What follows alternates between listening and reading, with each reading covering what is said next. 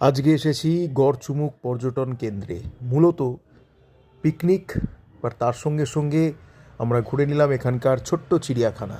25 টাকার টিকিট কেটে আমরা কয়েকজন ছিলাম, জনা 30 এই যে দেখুন এমু পাখি, কি সুন্দর হাঁটু গেড়ে বসে আছে দেখুন। এইবার আমরা দেখব সাপ, ময়াল সাপ। দেখেই তো ভয় লাগে রে বাবা। রোদ ওই বাবা, কি ভয়ঙ্করভাবে ফনা তুলেছে দেখুন। দেখলেই কেন না শিশির শিশির করে। কুমির কাকু রোদ পোয়াচ্ছে। আরে বাবা, কুমির আমার খুব ফেভারিট একটা অ্যানিমেল, খুব মানে ভীষণ ভালো লাগে কেন এই কুমির।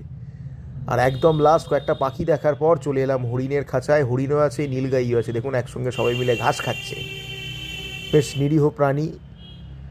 এই দেখে তারপর সারাদিন ঘুরে পিকনিক টিকনিক করে তারপর যে যার মতো বাড়ি চলে এলাম।